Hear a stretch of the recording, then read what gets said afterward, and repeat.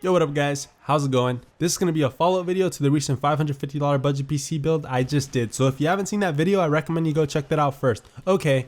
Will an i3-6100 bottleneck a GTX 1060? That is the question of the day. We will find out. We tested out 3 games: Battlefield 4, The Witcher 3, and GTA 5. You're probably taking a look at the FPS right now and you probably found out that yeah, the i3 does not bottleneck Battlefield 4. Was I surprised about this? No, not really. The game's dated and it's really well optimized in my opinion. So that makes me wonder, right? Battlefield 1 is around the corner. Depending on what engine that game uses, I don't know if it's a newer Frostbite updated one or the same one, but we might be future-proof with the i3 in that sense, so we'll find out. So that's all I have to say about Battlefield 4. It's gonna run great, no bottleneck. Okay, next game, The Witcher 3. No bottleneck to my surprise. Yes, it surprised me. I went ahead and turned up the settings even higher. It's maxed out except shadows and scaling. Shadows and scaling are set to high, but everything else is maxed out. And oh, and of course NVIDIA Hairworks is off, but nobody uses that anyways. These settings that I'm using right now on the i3 build are the same settings I would have used on the i5 build personally. So there's no compromise to graphics or beauty. Yeah, it doesn't bottleneck. Really surprised me, it being an open world game and whatnot. Okay, wait, let me backtrack before I get into GTA 5. But pretty much the settings that I used on the $550 budget PC build video are not the settings that I'm using to test. The settings I'm using in this video are higher because when I use the settings from the build video that were really well optimized, it was really hard for me to notice a bottleneck with the i3, like really hard at all. In fact, in GTA 5 I wasn't noticing the drops. So I went in here and turned stuff up. MSAA is still at ×4, but I turned on TXAA, and under the Grand Theft Auto advanced graphics options, I went ahead and turned on scaling. I turned that up, and as you can see, yep, there's a bottleneck, man.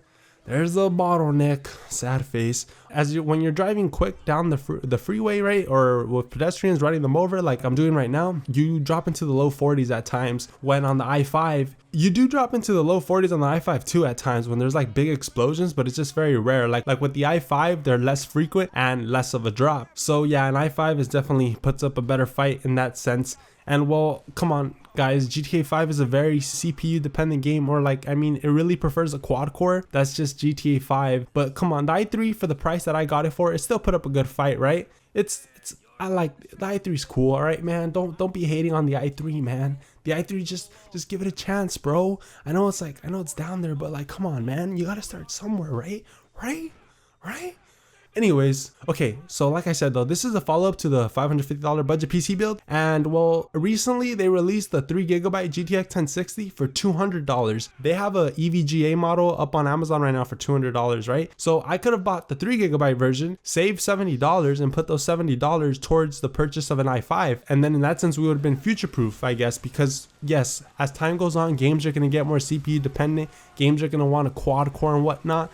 So you would future-proof ourselves in that sense, but you'd have to go with a 3GB card. Now, the downside about a 3GB card is games, just like in the future, they're going to be CPU dependent. Games are also then going to be need more VRAM. They're going to access more VRAM. For example, GTA 5 already needs a lot of VRAM. The Rainbow Six needs a lot of VRAM. You can't play Rainbow Six on ultra high textures with 3GB of VRAM. You need more. So it kind of sucks because, like, think about it. You're going to have a very powerful card, right? The GTX 1060, but you're not going to be able to max out these games on ultra high textures because you need more VRAM than 3 gigs, man. It's not enough in like quite a few modern games. So yeah, it kind of sucks. So I guess it's just personal preference, right? Whether you want to go with an i5 or a 3GB GTX 1060. But what I would recommend is, dude, if you have the money, stay with the 6GB card and just go with an i5 over an i3.